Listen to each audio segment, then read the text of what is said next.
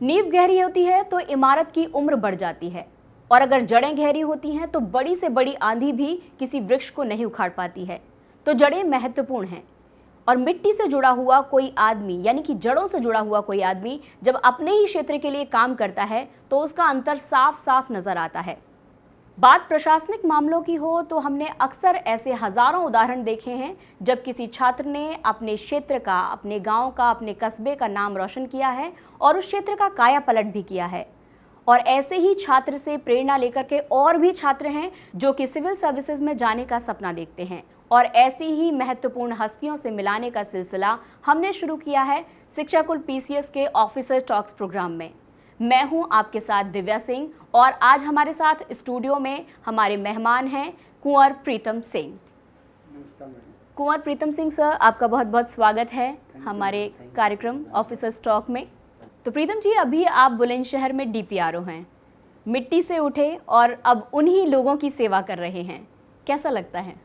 हम लोग मैम ग्रामीण पृष्ठभूमि के लोग हैं, और मेरा उद्देश्य ये था कि हम लोग सिविल सर्विसेज में जाएं। तो ये बचपन में, क्योंकि बचपन में तो पता ही नहीं होता है कि किसको क्या करना है क्या नहीं करना है, लेकिन जब स्कूल में जाने से ये पता चलता है कि लाइफ कैसे जिया जा सकता है। तो ये घटना 1995 में जब मैंने 5वीं क्लास पास किया था, तो मेरे गांव में एक ब्लॉक प्रमुख का प्रोग्राम हुआ था। वो आई हुई थी, शशि सिंह नाम था उनका। तो सभी लोग बड़े उत्साहित थे कि ब्लॉक प्रमुख के साथ खंड विकास अधिकारी भी आ रहे हैं। तो उस समय देखा कि एक अफसर के आने का गांव में कितना महत्व होता है। ये मेरे बचपन में 5वीं क्लास की बात है। उसके पहले तक हमको कुछ नहीं पता था कि दुनिया में क्या हो रहा है। तो मेरी इच्छाएं थी कि मैं नवोदय में जाके पढ़ाई करूं, किंतु परिवार के लोगों घर में ये था कि नवोदय में कैसे जाएगा, वो दूर होता है तो वहाँ नहीं जा सकते थे, तो हम वहाँ से नहीं जा पाए। तो नवोदय का हमने फॉर्म नहीं भरा, और हमने सोचा कि अब गांव में ही 8वीं तक पढ़ाई करेंगे। और गांव में 8वीं तक हमने पढ़ाई करने के उपरांत फिर हमने सोचा कि कहीं दूसरे। कौन सी गांव से हुई आपकी? मेरा गांव का नाम नागल कला है, जट्टारी के पास एक गांव है। अच्छा। अलीगढ़ डिस्ट्रिक्ट में पड़ता है। जी। तो एक छोटा सा गांव है, मुश्किल से 650 की आबादी होगी उस गांव की। अच्छा। तो उस गांव में एक शिक्षा प्रसार प्राइमरी पाठशाला हमारे नाना जी ने इस्टेब्लिश किया था। उसी विद्यालय से मैंने 5वीं और 8वीं पास किया। उसके बाद मुझे लगा कि हमको कहीं बाहर चले जाना चाहिए, जिससे कि कुछ पढ़ाई आगे किया जा सके। तो मैं अपने बड़े भाई के साथ इगलास चला गया, वहाँ से मैंने 10वीं पास किया। अच्छा। उसके बाद मैंने सोचा मुझे अलीगढ़ मुस्लिम विश्वविद्यालय का तैयारी करना चाहिए, ताकि आगे जाना है। तो अलीगढ़ मुस्लिम विश्वविद्यालय की तैयारी के लिए मैंने अप्लाई किया, किंतु वहाँ पर मेरा एडमिशन नहीं हो पाया 11th क्लास में। तो एक साल बैक करके फिर मैंने गाँव के ही एक बगल में सर्वोपयोगी इंटर कॉलेज पलसेड़ा है, वहाँ पर एडमिशन लिया 11th क्लास में, और मैंने पढ़ाई स्टार्ट किया। वहाँ पढ़ने के उपरांत मुझे लगा कि मैं कुछ कर सकता हूँ, और मैंने अपने क्षेत्र में 3 विद्यालयों के सेंटर में मैंने टॉप किया, और मैं 66.5% अंकों के साथ उत्तीर्ण हुआ। ये 2003 में मैंने इंटरमीडिएट करने के उपरांत फिर मुझे लगा कि और आगे आईआईटी में जाने का प्लान मैंने बनाया। अच्छा सर, जैसे गांव की जो परिस्थितियां थी, अक्सर हम देखते हैं कि गांव में खेती बाड़ी के काम भी बहुत सारे होते हैं, और उस समय बचपन में इतना ज़्यादा अवेयरनेस भी नहीं होती है पढ़ाई को लेकर के।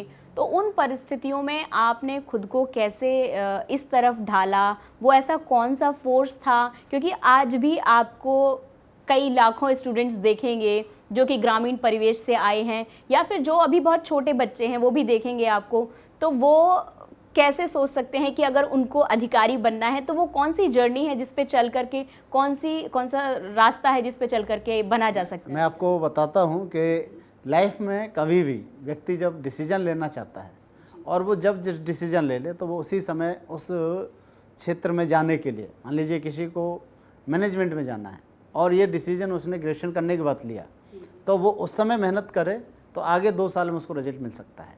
यदि किसी को सिविल सर्विसेज के लिए तैयारी करनी है, और वो इंटर में आकर के डिसीजन लेता है कि उसको सिविल सर्विसेज करना है, तो सिविल सर्विसेज का सबसे आसान रास्ता कौन सा है? ग्रेजुएशन कर सकता है, बीटेक कर सकता है, एमबीबीएस कर सकता है, वो उसके ऊपर है।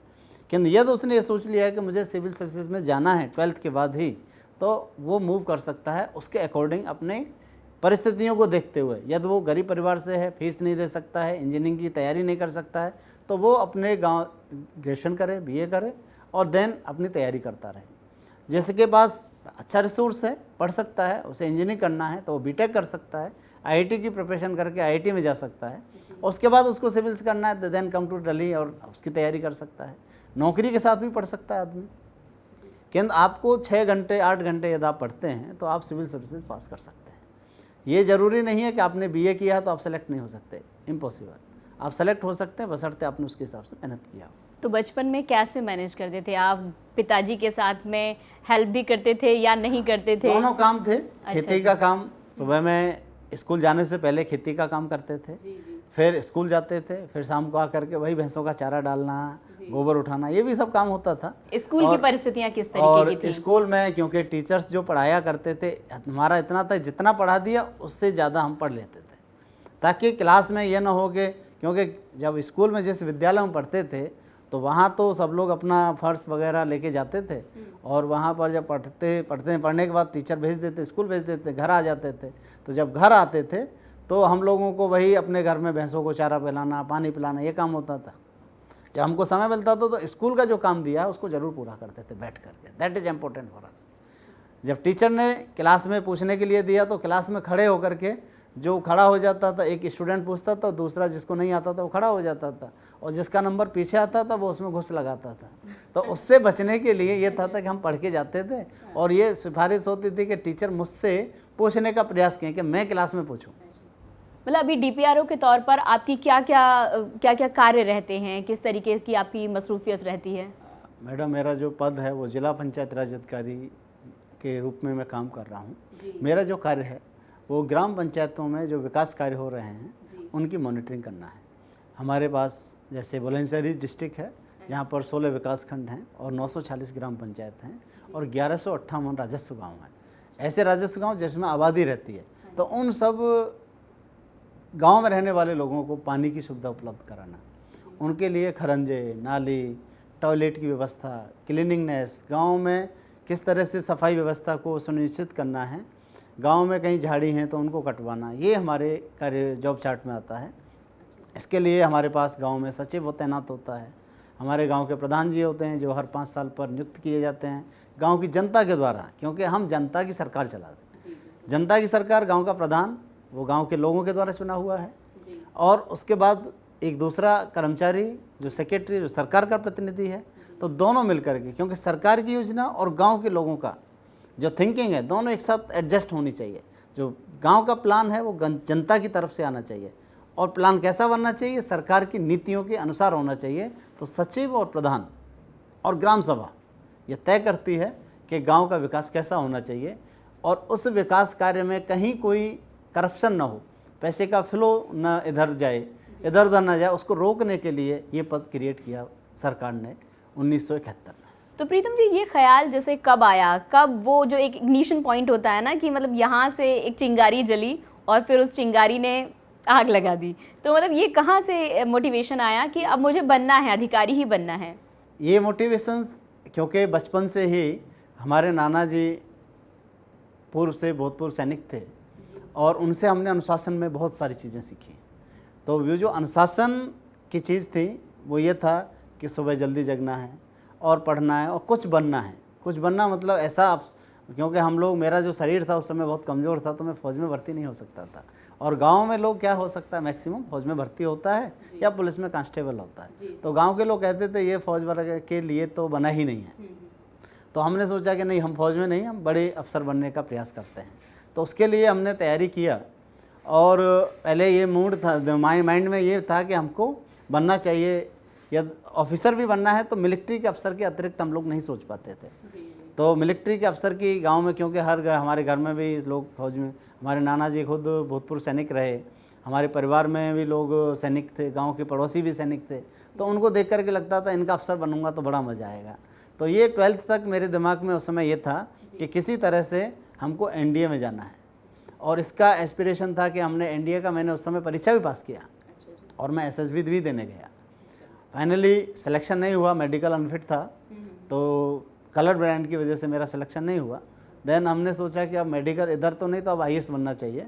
तो आईएएस के लिए हमारे दिमाग में आया, तो हम कि अब आईएएस बनेंगे। तो ये 12th करने के बाद, ये जो असली कि हमको सिविल सर्विसेज में जाना है, ये 12th के बाद हमको लगा कि हमको इधर जाना चाहिए, क्योंकि मेरे जो बड़े भाई थे उन्होंने मुझे बहुत गाइड किया कि दुनिया में कुछ भी हो, सबसे बड़ा जो होता है वो अफसर होता है, और उसकी बात जो कलम में होती है और उसकी बात में जो दम होता है उसी को लोग करता है, फॉलो भी करता है। तो मेरे माइंड में ये था कि हमको किसी तरह से ऑफिसर्स बनना है। गांव के लोग कहते थे गांव से कोई अफसर नहीं बनते, किंतु जब रिजल्ट आया तो लोगों को लगा कि हाँ, गांव से अफसर बन सकते हैं। तो मतलब जय जवान जय किसान से निकलते हुए आपने ऑफिसर तक की एक यात्रा तय की, क्योंकि फैमिली बैकग्राउंड इस तरीके का था कि किसान बैकग्राउंड था, या फिर अगर नाना पक्ष से भी देखें तो मतलब कहीं ना कहीं वो आर्मी वाला एक डिसिप्लिन और मेहनत दोनों का जो एमलगमेशन था वो ऑफिसर के रूप में फिर सामने आया कहीं ना कहीं। प्रीतम जी, काम कोई भी हो लेकिन चुनौतियाँ बहुत सारी आती हैं। शहरी क्षेत्रों में थोड़ी ज़्यादा जागरूकता होती है, लेकिन अगर हम ग्रामीण क्षेत्रों की बात करें तो जागरूकता की थोड़ी कमी होती है, साक्षरता की दर भी थोड़ी कम है।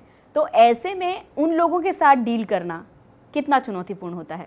यदि हम जागरूकता की बात करें तो पिछले 10 साल में जागरूकता में कहीं कमी नहीं आई, क्योंकि आज गाँव में वो सभी सुविधाएँ उपलब्ध हैं जो शहरों में हैं। जैसे हम लोग बात करते हैं इंटरनेट की फैसिलिटी यदि शहर के व्यक्ति के पास है, शहर का व्यक्ति 5G यूज़ कर रहा है, तो गांव का व्यक्ति 3G और 2G जरूर यूज़ कर रहा है। लेकिन माइंडसेट में एक थोड़ा सा बदलाव होता है ना, शहरी परिवेश चेंजेस आया है, लोगों में चेंजेस भी आया है और जागरूकता भी। क्योंकि यदि लोगों में आप देखेंगे कि जब 1951 में भारत में जो वोटिंग होती थी 37 से 38% होती थी, और आज हम गाँव के प्रधान के इलेक्शन का बात करते हैं तो ऐसा कोई गाँव नहीं होता है जहाँ पर 75% से कम वोट होती है। और यह शहर के मेयर का इलेक्शन आप देखेंगे तो वहाँ देखेंगे तो एक गाजियाबाद इतना बड़ा नगर निगम है जहाँ पर 38-37% वोटिंग हुआ।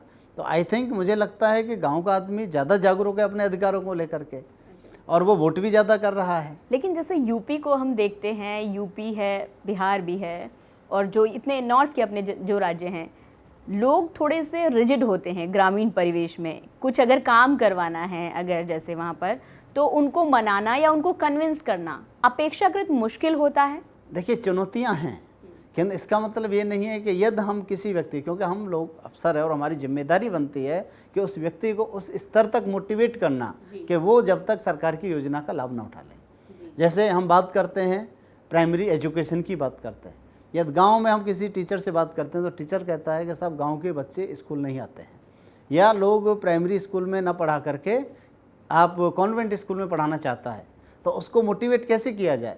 यानी कि उसकी तो जिम्मेदारी है वो कॉन्वेंट स्कूल में जाएगा, किंतु हम लोग सरकारी लोग हैं, हम लोग तनख्वाह पाते हैं लोगों के टैक्स से, तो हमारी जिम्मेदारी बनती है कि हम उस व्यक्ति को उतना मोटिवेट करें कि वो हमारे विद्यालय तक आए और अपने बच्चों को विद्यालय में पढ़ाए। ये हमारी जिम्मेदारी है, क्योंकि लोग तो ये कहेगा कि हम नहीं पढ़ेंगे, किंतु हम लोगों की जिम्मेदारी है कि उसको बताना कि शिक्षा का महत्व क्या है।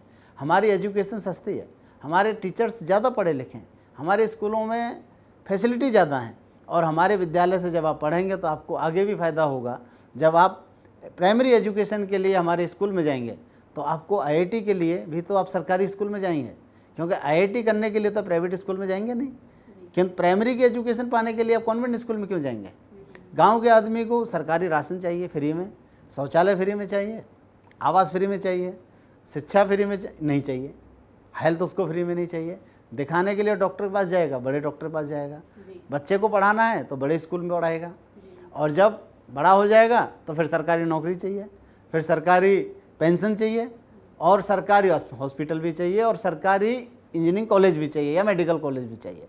किंतु हम लोग, क्योंकि जब हमारी प्राइमरी एजुकेशन की जड़ कमज़ोर है तो उस जड़ के पीछे कमजोरी का वजह क्या है, इसको हमको जानने की आवश्यकता है।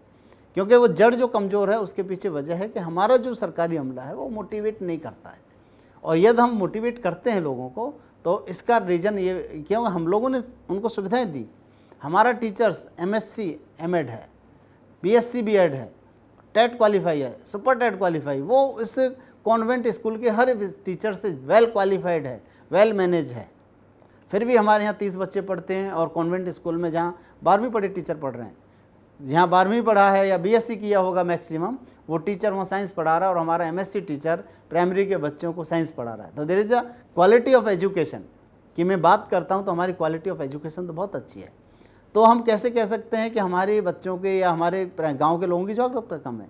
हमारे लोगों की जागरूकता इसलिए कमज़ोर भी मानी सकते हैं कि हम लोग उनको मोटिवेट उस स्तर तक नहीं कर पाते, या फिर उनको उतने मौके नहीं मिलते, या उनको मौके भी हैं। हमारे पास स्कूल, हर ऐसा कोई गांव नहीं है जहां पर हमारा प्राइमरी स्कूल नहीं है। ऐसा कोई 2000 से अधिक आबादी का गांव नहीं होगा जिसमें हमारा जूनियर स्कूल ना हो। ऐसा कोई 5 किलोमीटर की रेंज नहीं होगी जहाँ हमारा इंटर कॉलेज ना हो। सब हमारी सरकारी व्यवस्थाएँ हैं, क्योंकि हमारी सरकारी व्यवस्थाएँ ख़राब नहीं है या हमारा सिस्टम फेल नहीं है। यदि आज हम रिजल्ट देखते हैं तो सरकारी विद्यालयों का रिजल्ट 98-99% आ रहा है, और वही प्राइवेट स्कूलों का रिजल्ट कितना है? अब देखिए 87 और 88% है। तो हमारे विद्यालयों की क्वालिटी का कहीं ख़राब नहीं है, या हमारा कोई भी सरकारी सिस्टम। जैसे हम ग्राम पंचायत की भी बात करते हैं या हम किसी की जागरूकता की बात करते हैं, तो गाँव का आदमी जागरूकता कम नहीं है, उसके अंदर जागरूकता अभी बढ़ी है। हाँ, कुछ स्तर पर उसके अंदर रिजनेट है कि वो कहता है कि मैं समझूंगा नहीं, या मुझे अपने बच्चों को प्राइमरी स्कूल में ना पढ़ा करके कॉन्वेंट में पढ़ाना है, बाद में उसको मुझे इंजीनियर बनाना है। तो इंजीनियरिंग की बात वो आईआईटी के बारे में नहीं सोच पाता, उसे नहीं पता कि आईआईटी सरकारी जगह से होती है। यदि उसके पता चले कि आईआईटी भी सरकारी से ही होता है और यदि एम्स है तो वो भी सरकारी है, तो हमारी जो एजुकेशन सिस्टम है उसको समझाने के लिए हमको मोटिवेट करने की आवश्यकता होती है। अच्छा प्रीतम जी, आपको 1 दशक से ऊपर हो गया है सर्विसेज में आए हुए, तो आपके अनुसार यूपी की 5 कौन सी समस्याएं हैं जिनको दूर करके यूपी प्रोग्रेस के पथ पर, प्रगति के पथ पर और आगे बढ़ सकता है? मेरे लिए सबसे महत्वपूर्ण तो आपने जैसे बताया, हमारा जो डेमोक्रेटिक सिस्टम है वो हमारा, क्योंकि उत्तर प्रदेश में छोटे छोटे 1000 से अधिक आबादी का राज्यसभा ग्राम पंचायत है, तो इससे अच्छी डेमोक्रेसी की कहीं डेफिनेशन नहीं हो सकती, जहाँ हर गांव में एक मुखिया होता है, गांव में मेंबर्स होते हैं, हर गांव में 11 मेंबर हैं, एक प्रधान है। तो उससे अच्छा डेमोक्रेटिक तरीका डेवलपमेंट का नहीं हो सकता, जो कि अन्य स्टेट्स में नहीं है। दूसरा, हमारे यहाँ पर स्कूल की बात करते हैं हम, शिक्षा की, तो ऐसा कोई गांव नहीं है जिसकी आबादी 300-400 ना हो और वहाँ पर स्कूल ना हो। हर गांव में, हर गांव में विद्यालय है हमारा। ऐसा कोई 2000 की आबादी का गांव नहीं है जहाँ जूनियर स्कूल ना हो, और ऐसा कोई 3 किलोमीटर या 5 किलोमीटर रेंज नहीं है जहाँ पर हमारा इंटर कॉलेज ना हो, और हर 5 किलोमीटर पर हमारा अस्पताल है। एजुकेशन, हेल्थ और डेमोक्रेसी। उसके बाद हम बात करते हैं एग्रीकल्चर की।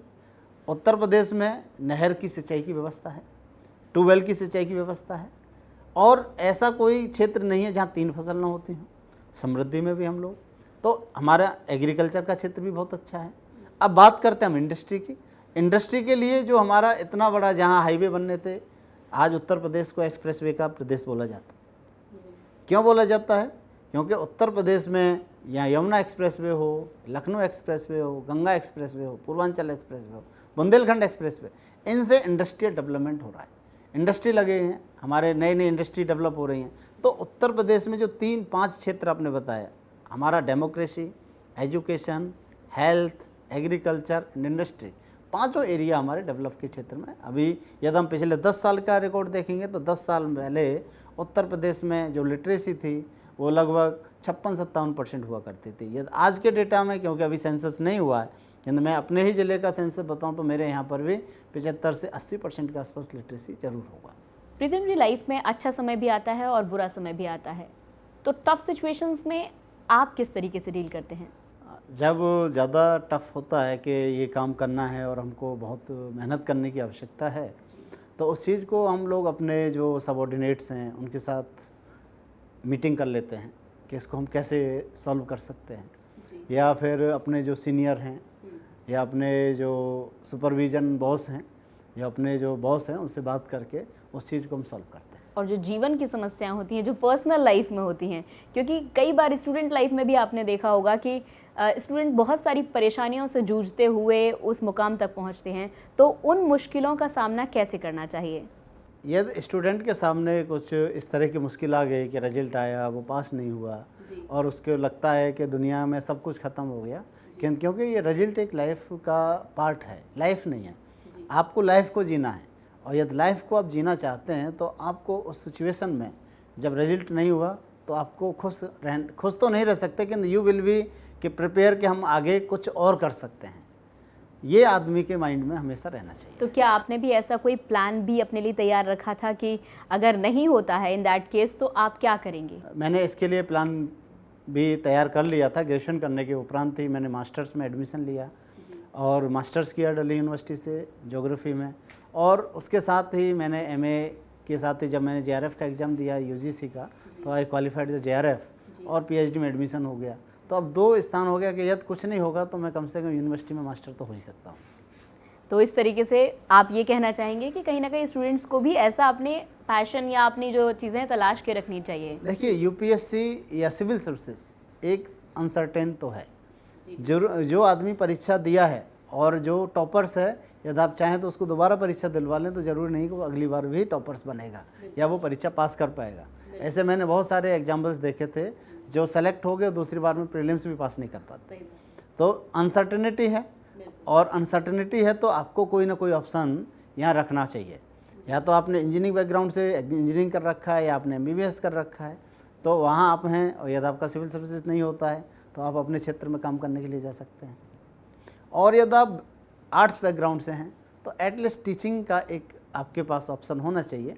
टीचिंग है, रिसर्च है, या साइंटिस्ट है, या सोशल साइंसेस सर्विसेज है। बहुत सारे लोग जैसे सोशल वर्क पढ़ लिया तो वो आदमी अपना फील्ड में काम कर सकता है। मतलब साइड बाय साइड एक तरीके से डेवलप करते रहना चाहिए कुछ। 2 चीज़ों पर हमेशा आदमी को एक सेकंड ऑप्शनल जरूर रखना चाहिए।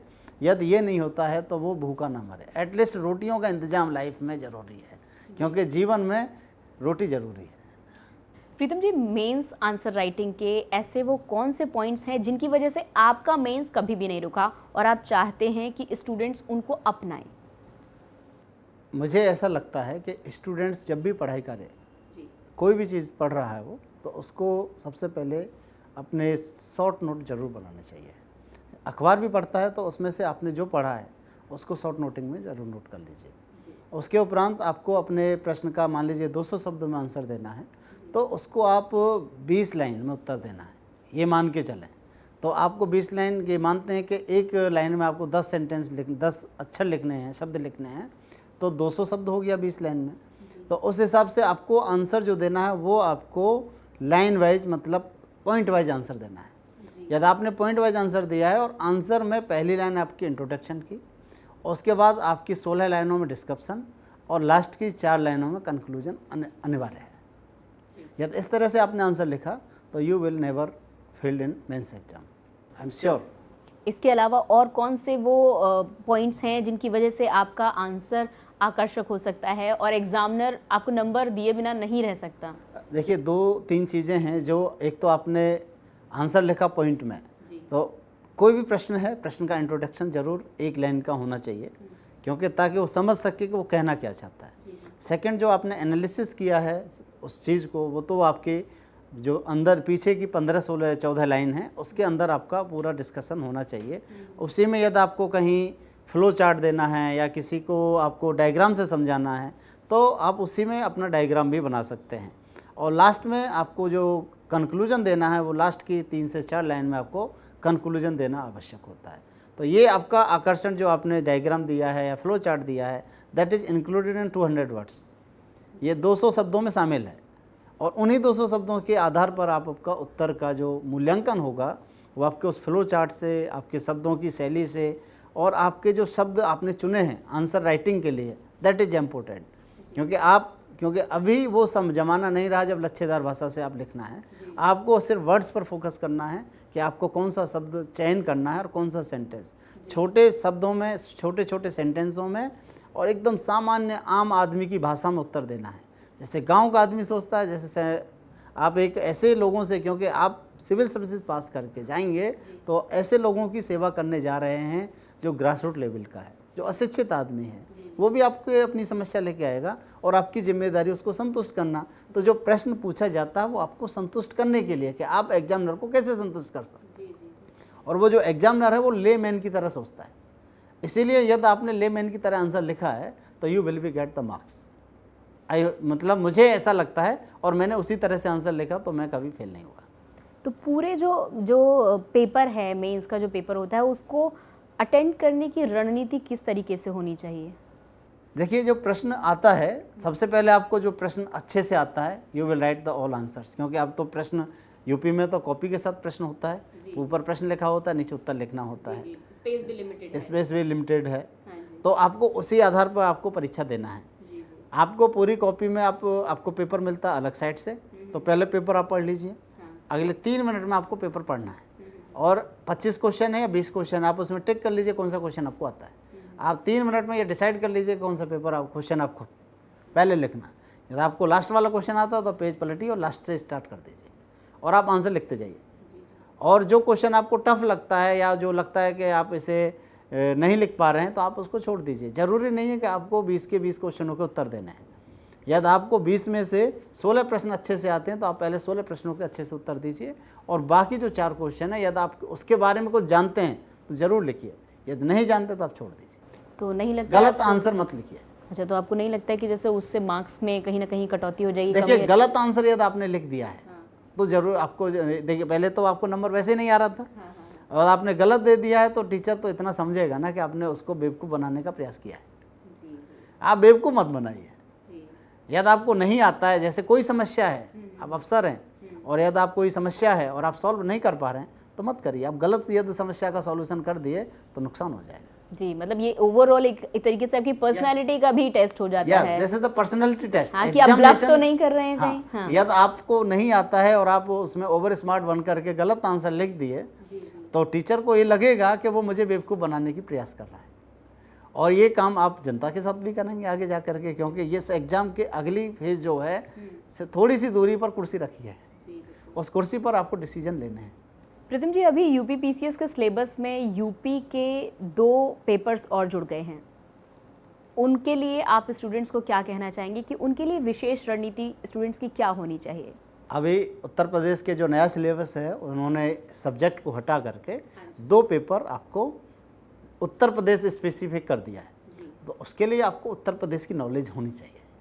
यदि आप उत्तर प्रदेश के निवासी हैं तो ऑब्वियसली, क्योंकि उत्तर प्रदेश बहुत वास्ट है, कहीं भोजपुरी है तो कहीं बुंदेली है, कहीं अवधी है तो कहीं पश्चिम की खड़ी बोली है, कहीं पश्चिम के विकसित एरिया है, कहीं बुंदेलखंड का प्यासा क्षेत्र है, कहीं पूर्वांचल का एक ऐसा क्षेत्र है जहाँ लोग सोचता है कि वहीं पूर्वांचल है, कहीं अवधी क्षेत्र है जो एक अपने आम के लिए फेमस है। तो उसके बारे में आपको नॉलेज होनी आवश्यक है। यदि हम गाज़ियाबाद की कल्चर की बात करें तो एनसीआर की कल्चर है, यदि हम मुजफ्फरनगर की तरफ जाते हैं तो वो चौधरियों की एक अलग कल्चर आ जाती है, यदि आप आगरा से आगे बुंदेलखंड की तरफ जाते हैं तो वहाँ लगता है लोगों को कि भाई यहाँ तो बड़ी समस्याएं हैं, तो उनकी समस्या के बारे में तो आपको जोग्राफिकली उत्तर प्रदेश के हिस्से को बांट करके याद रखने की आवश्यकता है।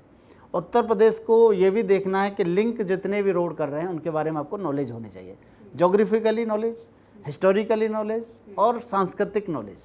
उत्तर प्रदेश एक सांस्कृतिक रूप से पुराने समय से यह देखा जाए तो भगवान राम और कृष्ण की जन्मस्थली रहा है। महाभारत युद्ध भी यहीं पर हुआ है, महाभारत की जन्मस्थली ये युद्ध क्षेत्र है। और यदि हम ऐतिहासिक रूप से देखते हैं तो सिंधु घाटी सभ्यता से लेकर के और आज तक की जितनी भी सभ्यता हैं वो सब उत्तर प्रदेश में जीवित रही हैं। तो हम लोग हिस्ट्री जो पढ़ रहे हैं वो भी उत्तर प्रदेश का इतिहास पढ़ रहे हैं। आप ज्योग्राफी पढ़ रहे हैं, यदि हम बात करते हैं सिविल सर्विस में जीएस के प्रश्न की बात, और आप जीएस में ज्योग्राफी पढ़ रहे हैं तो आप उत्तर प्रदेश की भी ज्योग्राफी पढ़ रहे हैं, क्योंकि उत्तर प्रदेश में धान सबसे अधिक पैदा हो रहा है, उत्तर प्रदेश में गेहूँ सबसे अधिक पैदा हो रहा है, उत्तर प्रदेश के किन जिलों में गेहूँ का प्रोडक्शन अधिक हो रहा है। तो जब आप उत्तर प्रदेश भारत के जनरल नॉलेज की बात कर रहे हैं, जीएस के अन्य पेपरों की बात कर रहे हैं, तो आपका जो यूपी का पोर्शन है वो उसके साथ तैयार हो रहा है। जब आप स्पेसिफिक पढ़ेंगे तब भी, और यदि आप सामान्य भी पढ़ेंगे तब भी आपका यूपी, किंतु आपको सिर्फ सेंस लगाना है, उस प्रश्न से डरना नहीं है, उस क्वेश्चन को ये सोच कर के डर जाना कि अरे उत्तर प्रदेश स्पेशल हो गया। उत्तर प्रदेश में कुछ स्पेशल जो है वो उत्तर प्रदेश के लोगों के लिए कोई स्पेशली फ़ायदा नहीं होगा, उसको फ़ायदा पूरे देश के लोगों को मिलेगा। क्योंकि परीक्षा एक सामान्य है, और सिर्फ उसे यदि वो पूछेगा कि उत्तर प्रदेश के इंडस्ट्रियल एरिया का नाम बताइए, तो जब आप उत्तर प्रदेश के इंडस्ट्रियल एरिया की बात करते हैं और या जीएस में आता है भारत के इंडस्ट्रियल एरिया की, तो उत्तर प्रदेश के 6 एरिया तो आप ऐसे ही लिखेंगे उसमें, कानपुर रीजन, एनसीआर का रीजन, गोरखपुर का एरिया, वाराणसी रीजन और आपका लखनऊ रीजन। तो ऑब्वियसली जब आप उत्तर प्रदेश की तैयारी करें या आप यूपीएससी की तैयारी करें तो उत्तर प्रदेश को तो आपको यूपीएससी की तैयारी में भी पढ़ना पड़ेगा, क्यों उत्तर प्रदेश 2,40,000 वर्ग किलोमीटर एरिया है और 25 करोड़ पॉपुलेशन है। तो जहाँ देश की 25% आबादी रहती हो तो आप उसको भारत सरकार की किसी परीक्षा में भी नहीं पास हो सकते जब तक आप उत्तर प्रदेश को नहीं जानेंगे। तो उत्तर प्रदेश की परीक्षा तो आपके लिए आसान हो गई, क्योंकि आपको उत्तर प्रदेश 2 पेपर जो जीएस का जो सब्जेक्ट का पेपर था, जो आपको स्पेसिफिक सब्जेक्ट पढ़नी पड़ती थी, उससे आपको मुक्ति मिल गई और आप जीएस के साथ जो पढ़ रहे हैं वही आपको काम आ जाएगा। और अगर हम इंटरव्यू की बात करें प्रीतम जी, तो इंटरव्यू में एक कैंडिडेट को किस तरीके से प्रेजेंट होना चाहिए? देखिए, इंटरव्यू व्यक्ति की पर्सनैलिटी टेस्ट है। Personality test in the sense कि आपको जो वहाँ बोर्ड के लोग बैठे हैं, 5 लोग होता है, कहीं 4 होता है, कहीं 6 होता है, कभी कभी बोर्ड का अध्यक्ष उठ के भी चला जाता है। तो दैट इज़ इम्पोर्टेंट कि आप वहाँ जो लोग बैठे हुए हैं उनको आपको सेटिस्फेक्शन, आपको सभी प्रश्नों के उत्तर नहीं आते। ये दुनिया जानती है कि जो प्रश्न पूछा जाएगा आप उसका 100% उत्तर नहीं देंगे, किंतु आप उससे रिलेटेड ऐसा आंसर जरूर दे देंगे कि जो सामने बैठा वो आपसे सेटिस्फाई हो जाए। तो सेटिस्फेक्शन यदि आपको नहीं आता है तो आप सॉरी सर बोल दीजिए, सॉरी मैम बोल दीजिए, मत दीजिए आंसर। यदि आपको आता है आप एनालिसिस कर सकते हैं, आप उनको कन्वे कर सकते हैं, क्योंकि पहले 2 मिनट आपको एडजस्ट होने में लगेगा, देन आप फ्री हो जाएंगे, क्योंकि इंटरव्यू लगभग 15 मिनट चलने वाला है, ये मान के चलें। और यदि आप ब्रिलियंट हैं, मेहनती हैं, तो आप उसको 30 मिनट तक खींच सकते हैं। वो आपके ऊपर है कि आप एनालिसिस कैसा कर रहे हैं। तो यदि आपने प्रश्न का उत्तर आपसे नहीं आता है तो आप मना कर देंगे, और यदि आप प्रश्न का उत्तर उसके 30% 40% घेरा में लेके चल सकते हैं तो आप उसका उत्तर दीजिए। जैसे मान लीजिए कोई आपसे पूछे कि बुंदेलखंड के डेवलपमेंट में आप क्या कर सकते हैं, तो आप इसका उत्तर तो कुछ दे ही सकते हैं। और यदि आपसे पूछे कि बुंदेलखंड की राजधानी कौन सी होनी चाहिए, यदि ये आता है तो आप उत्तर दीजिए, नहीं आता तो मत दीजिए। इसमें तो यही है ना। तो ऐसा प्रश्न यदि उन्होंने एनालिटिकल प्रश्न पूछा है तो आप एनालिटिकल प्रश्न का उत्तर दीजिए और एनालिसिस करिए जितना वहाँ स्पॉट पर आप कर सकते हैं।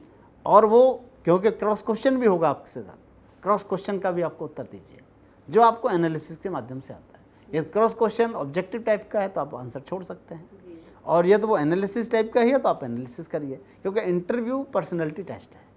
वो ये देखना चाहता है कि ये व्यक्ति कितनी परिस्थिति में प्रश्न का उत्तर दे सकता है।